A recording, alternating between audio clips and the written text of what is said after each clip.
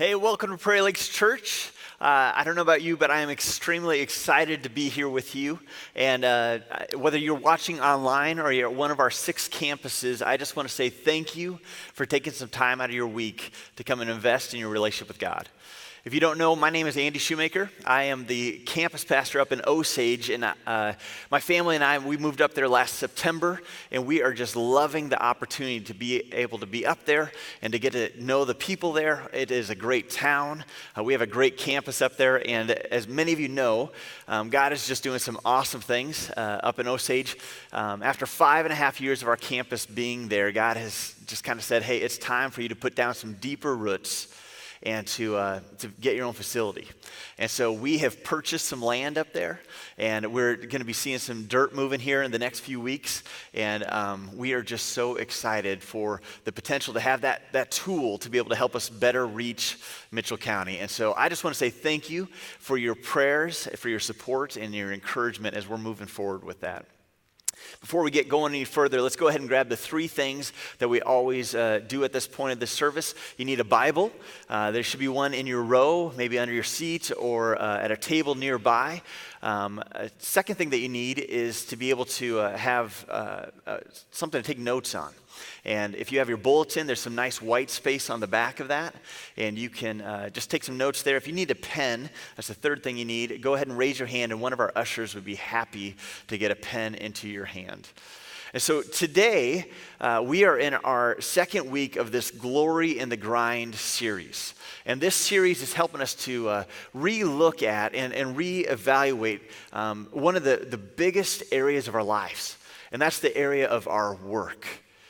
Whether you stay at home, whether you're a student, whether you drive a truck, or you have an office somewhere, all of us know what it's like to go through the day in, day out, daily grind of life.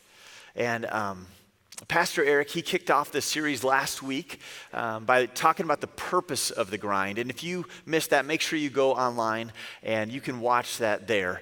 But today we're going to look at a different part of the daily grind. I don't know about you, but I love what I do. I love getting to be a pastor. It is one of the greatest joys in my life. And there are definitely challenges that come with it, but I love the opportunity to be able to go and to encounter people, to be with people, and to help them take next steps in their walk with God. And there's so much joy that comes with that, and so I just greatly enjoy it and look forward to doing that on every day that I can. I can't imagine doing anything else with my life. And I'm going to guess that there's some of you that are in a similar place in life, that you love what you do. Your job provides you a great challenge.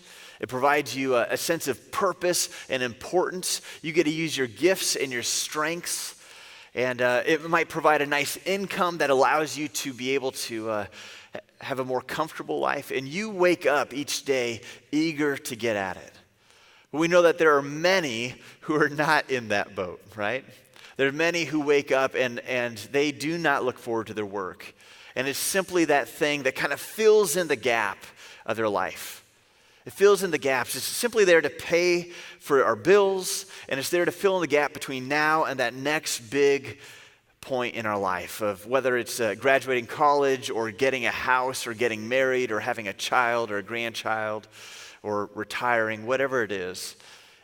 Work is just there to fill in the gap between now and then. And whether we love what we do or we dread it, one of the things that seems rather consistent in most people's lives today is that we struggle to ever slow down or stop. There's just so much to do, and it just keeps going and going. And why? Because there's always more to do. There's always more money to be made, there's always a boss to please, and there's always more praise to be gained. And because of that, so many of us, we just keep going and going and going. And when I look around, it just seems like there's so many of us that are just sucking air. And we're exhausted as we run from this to that, to that, to that. And if you have kids, you have their schedules, and you're trying to get them from here to there. You're trying to take it all in, and I don't know about you, but there's just so many times that it just seems like so many of us would just love to hear the words, hey, why don't you just take a day off? Why don't you just take a day off and rest? It's all going to be okay. It'll all be here tomorrow. Just stop and rest. And this idea of resting from the grind, that's what I want to look at with you today. So if you would, grab your Bibles and go ahead and open up to Exodus chapter 20. Exodus chapter 20. If you don't know where Exodus is, it's the second book in the Bible. So Genesis, Exodus, Leviticus, Numbers. Exodus chapter 20. And if you don't know, Exodus is really, it's about the big exit. It's about how God led his people, the Israelites, out of Egypt. The Israelites had been in Egypt for 400 years as slaves. And the majority of it as slaves. And God leads them out because he wants more for them. He loves them and he leads them out of there. And he's taking them to the promised land where they're going to be able to thrive as his people. But he takes a little detour and has a pit stop at Mount Sinai. And at Mount Sinai, he gives them what we know as the 10 Commandments. And that's what we're going to see here in Exodus chapter 20.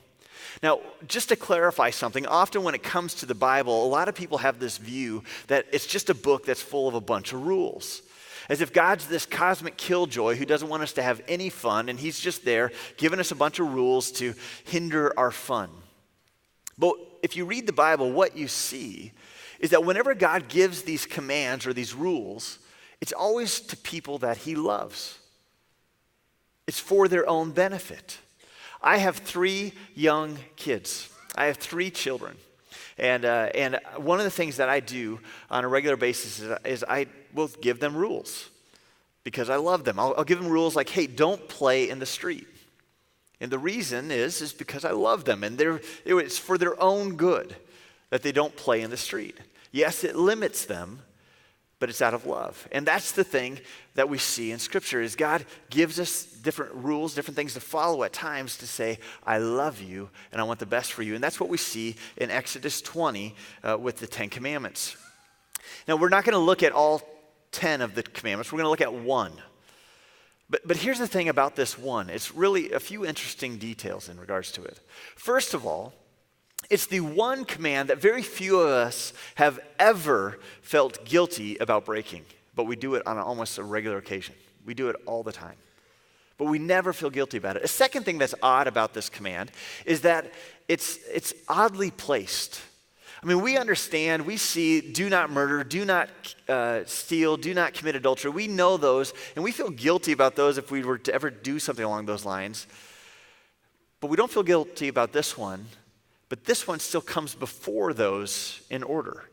The command that we're going to be looking at is the 4th command. It's the 4th commandment. It ranks in at number 4. And if you don't know what that is, it's this. Well, let me summarize it for you. Basically, take a day off. It's found there in verse 8. It says, remember the Sabbath day by keeping it holy. 6 days you shall labor and do all your work, but on the 7th day is a Sabbath to the Lord. On it you shall not do any work. Really? Take a day off makes the list? I mean, if you only have 10 commands that you're going to pass on to people, you're going to include take a day off? Really? That just is odd. And it's odd that it lands in at number 4. I mean, 6 is do not murder. 7 is do not commit adultery. 8 is do not steal. But take a day off comes in at number 4. Isn't that a little strange? I mean, if at best, shouldn't it land at that 10 spot? Like, you could imagine God saying, hey, okay, guys, listen, this is really important. Here are 9 really important commands I want you to pay attention to. And hey, just for the fun of it, hey, here's a 10th one. Take a day off once a week. All right, good night, everybody. He drops the mic and he walks away. But no, it lands at number 4. Why does this land at number 4? And one final thing to note before we really get into this is look there. Look at verses 2 through 17. There are your 10 commandments, right? Look at verse 13. You shall not murder. That's 4 words. Verse 14. You shall not commit adultery. 5 words. Verse 15. You shall not steal. 4 words. Most of these are really short, concise. take a Sabbath day, take a day off, is verses 8 through 11. There are more words that God uses to describe this command than any of the other 9 commandments that come alongside it. So what's the big deal? Why? Why would God call us to rest from the grind? Why would God call us to rest from the grind? That's the big question that I want to try to answer with us today. Well, what I want to do is I want to have you flip to the right a little bit. Go to Exodus chapter 31. And what we're going to read here is why God is calling the Israelites to follow this command, why this is so important for them. And what we're going to do as we do this, we're going to pull out 4 principles that are going to carry over to us today. So we're going to read through this, and then we're going to go back and we'll unpack it. But starting there at verse 12 of chapter 31, it says this. The Lord said to Moses, "Say to the Israelites, you must observe my Sabbaths. This will be a sign between me and you for generations to come, so that you may know that I am the Lord who makes you holy. Observe the Sabbath because it is holy to you. Anyone who desecrates it is to be put to death. Those who do any work on that day must be cut off from their people. For 6 days' work is to be done, but on the 7th day is a day of Sabbath rest, holy to the Lord. Whoever does any work on the Sabbath day is to be put to death. The Israelites are to observe the Sabbath, celebrating it for generations to come as a lasting covenant. It will be a sign between me and the Israelites forever. For in 6 days the Lord made the heavens and the earth, and on the 7th day he rested and was refreshed." So let's unpack this a little bit. Let's go back to verse 13.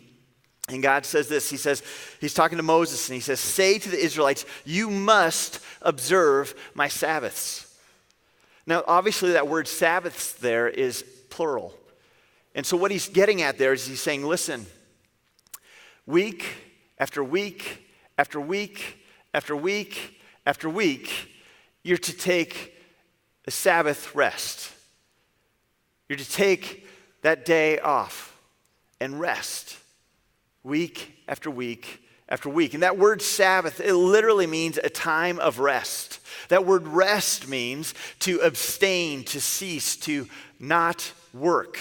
Basically, what he's saying is, look, Israelites, you are to take a literal 24-hour day off every week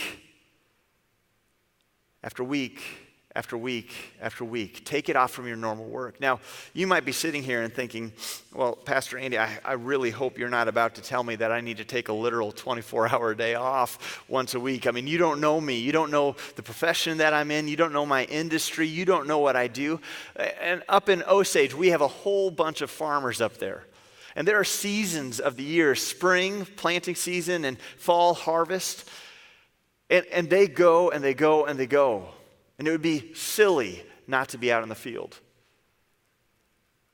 And you might be thinking, Andy, I hope you're not about to tell me to take an actual day off once a week. I mean, you don't know my life, and here's the deal, I don't actually know you probably all that well at all.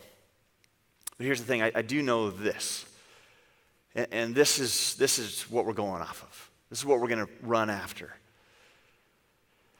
And here's the thing, if you think that it sounds rather impractical for us today to take a day off, you have to understand how crazy this would have sounded to the Israelites. You see, the Israelites were a group of people that lived in a 24/7 culture. They were 24/7 kind of people. They had an extremely hard work ethic. This group of Israelites, for their entire lives, all they have ever known is that of being a slave.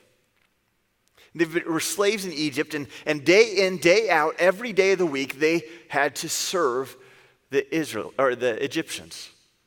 When they finally got off of work, they had to go home to take care of their family.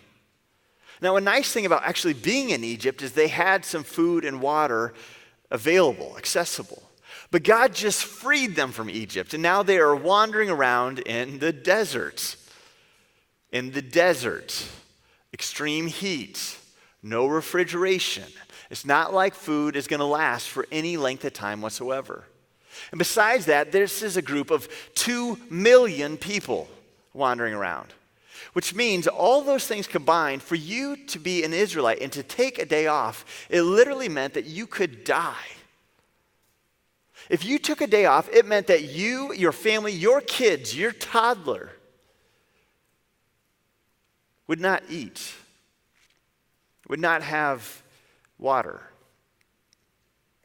which meant you could easily get sick, you could easily get dehydrated, you could easily become physically weak, you could die out there. If you think this command sounds impractical to us today, put yourself in their shoes. Yet this is exactly what God called them to do. Now why? Why would he do such a thing? It actually sounds a little cruel. Well, let's keep going there in verse 13. So say to the Israelites, you must observe my Sabbaths. This will be a sign between me and you for generations to come, so that you may know that I am the Lord who makes you holy. It was a day that was to serve as a sign. It was to be a symbol, that an outward action that showed that they already were God's people. This wasn't given to them as a way to become God's people. It wasn't a way for them to earn God's favor, but it was given to them as a blessing because they already had God's favor. And it wasn't given to them in order for them to earn their significance. It was given to them because they already had significance as children of God. And it was given to them so that they wouldn't trust in their work to provide for their needs, but that they would know that they only needed to trust in God. It didn't mean that they became lazy and sat around 7 days a week. They were to work hard for 6 days, but they were to rest on that seventh, which was risky. But he said, trust me. So why would God call us to rest from the grind? Well, here's the first reason. God calls us to rest.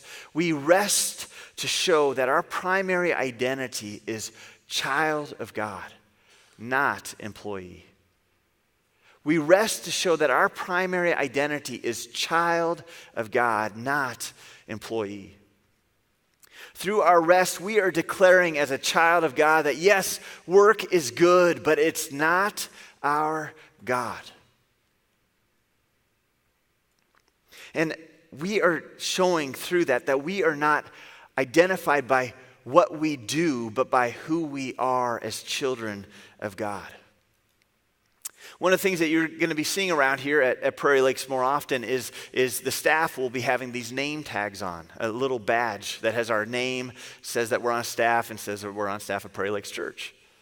And here's the thing, whenever you see one of those name tags, it says something about who we are. It says something about that person.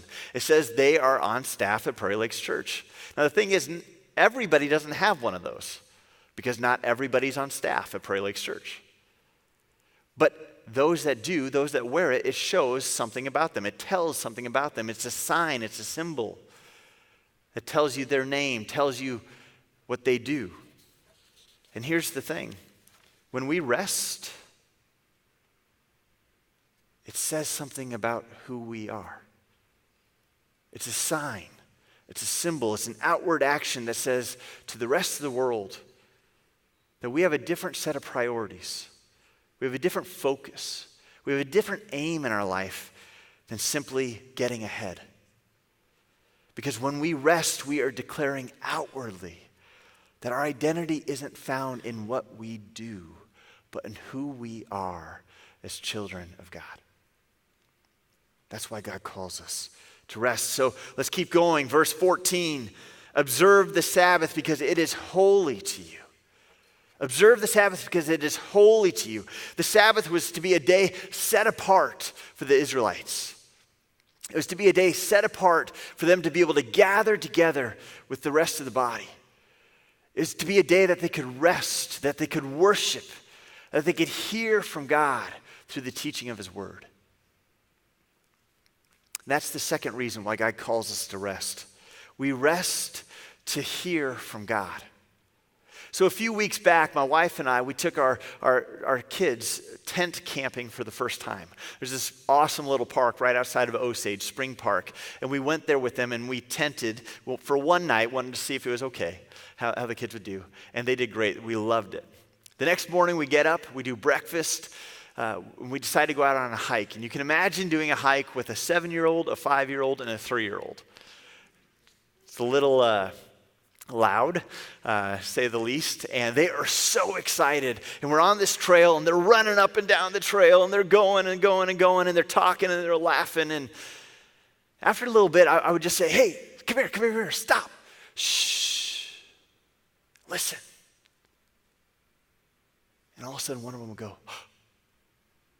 I hear water. And they heard the river. Did you hear the wind in the trees? Did you hear the bird? And we heard an owl and a woodpecker and a crow. And there were all these other sounds that we heard that we didn't even recognize. And by stopping and resting, we were able to hear things that we never would have heard. We were able to hear things and experience things that were far more glorious than simply making it from here to the end of our hike. And that's what this is. God calls us to rest so we can encounter him and hear from him in a way that we will never hear from him in the midst of our daily grind, amidst the clutter of the noise that goes on around us each day of the week. So let's keep reading. These Israelites, they were called to take the Sabbath, and they were to take this serious. Let's pick up there in verse 14. Anyone who desecrates it is to be put to death. Those who do any work on that day must be cut off from their people. And it goes on. That seems like an extreme consequence for what we would call a really good work ethic, right? I mean, somebody who's going to work 7 days a week, we're going to praise them. Good job. You work so hard. And God says, cut them off. Seems a little extreme to me. Why? Here's why. Because by not observing the Sabbath as God called them to, what they were declaring outwardly is that, God, I don't need you. I can take care of myself. God, I don't need you. I can work hard. I can provide all that I need. I'm sufficient to meet my own needs. God, thank you for saving me from slavery and all, but I'm good now. Thanks for saving me from my sin, but I'm good now. I don't really need you. I'm sufficient. And for you and me today, when we fail to stop, to rest, to pause, we are saying the same thing. We're saying the same thing every time on our day off that we reach for that laptop to do just a little bit of work, that we reach for our phone to do our emails. We're saying, God, listen, this is more important than simply resting in you. But the reality is, we are not sufficient to take care of ourselves. We are not sufficient to meet our own needs. In fact, the greatest need in all of our lives, we cannot take care of that on our own. And because of that, God calls us to stop, to rest. And here's the third reason why God calls us to rest. We rest to remind ourselves that we need God. So what does that look like for us today? What does it look like for us to stop and to rest today? It means spending some downtime with God, spending some time in the Word, spending some time in prayer, spending some time gathering together with others to worship. It also means basically spending downtime doing anything other than your normal work, than your normal daily grind. So spending time with your family and friends and investing in them. Spending time doing that hobby that you love, that you just normally don't have time for. Spending time relaxing at home. Take a nap. Can you imagine? I mean, think about this. Our God calls us to rest. That's crazy, but so good. Now, you might be asking the question, does it mean that I need to take a literal 24-hour day off every week? Maybe. Probably. I'm not sure if you're like me, but here's the thing. I often, sometimes when it comes to my day off, I'll go to my wife and I'll say, hey, babe, listen, I just got a little bit of work to do. I'm going to do a couple hours this morning. And that couple hours becomes like 4 or 5 hours. And I spend the rest of my day thinking about what I just worked on earlier that day. So I've learned that doesn't work well. So I'm like, hey, babe, I got to work. I'm going to work tonight after supper or after the kids are in bed. I'm going to go to work and just do a little bit. But the thing is by noon or by mid-afternoon, I start getting agitated because I just need to get that done. When I don't rest, when we don't rest, when I don't take that time to connect with God or my family, what I am doing is I am declaring outwardly with my actions that I don't need them. I don't need God as much as I need me and my work. That's tough to swallow when you think about it. We rest to remind ourselves that we need God. Finally, these Israelites, God calls them to observe the Sabbath. Look at verse 17. Because it will be a sign between me and the Israelites forever. For in 6 days the Lord made the heavens and the earth, and on the seventh day he rested and was refreshed.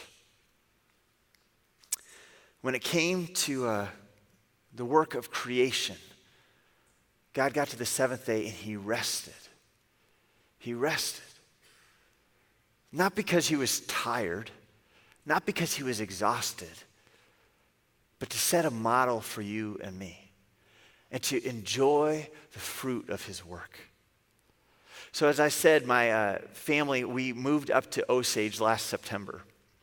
And we purchased a house right when we moved up there. And the house that we bought, it needed a little bit of work, which is kind of the understatement of the year, okay?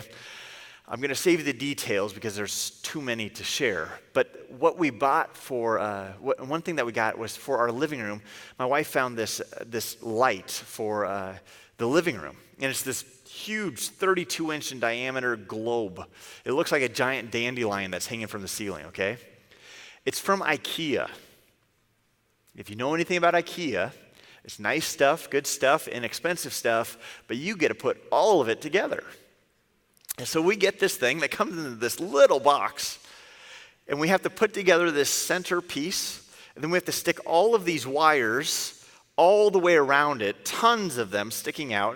And then we get to take these white paper firework-shaped things and stick them to the end of each wire. It took a long time. A buddy and myself put it together.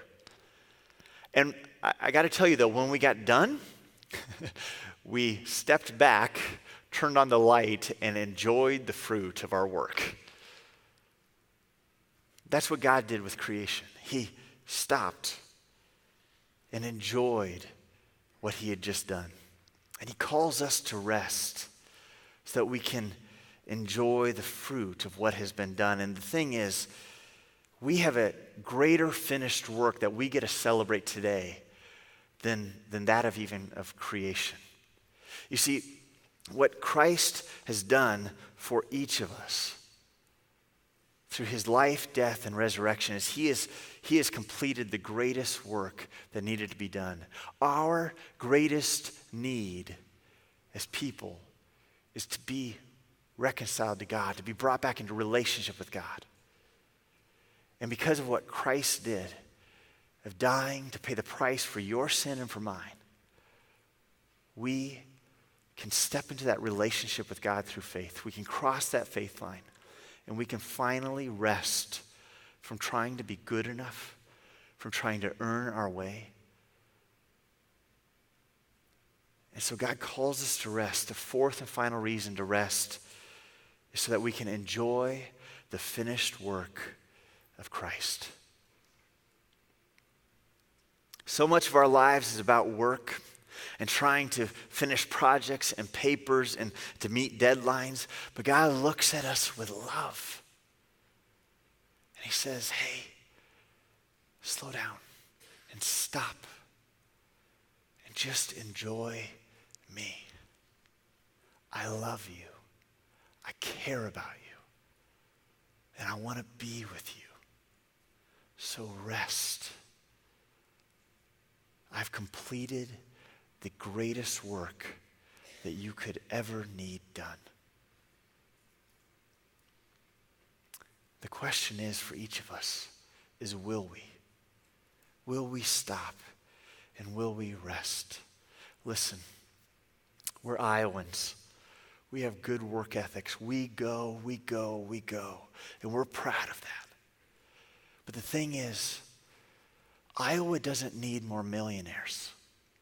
Iowa doesn't need more workaholics. It doesn't need more people who go, collecting more and more and more stuff. What Iowa needs is to see people who are sold out on Jesus and are willing to follow him in what he calls us to do. And where we can enjoy life with him. And where we can rest, trusting in him alone. Resting in his finished work. Would you pray with me? Father, you are so good. I mean, what kind of a God would call us to rest? What kind of a God would call us to stop? What kind of a God wouldn't cause us to do it on our own, but that he would step in and complete the work for us because he knew that we couldn't. God, you are so good. And there are so many of us here today that our lives have been go. And you say, stop, slow down, and rest, and just enjoy me. God, help us to follow hard after you and experience the joy and the blessing of being your children. And help us to learn what it means to rest in you. In Jesus' name, amen.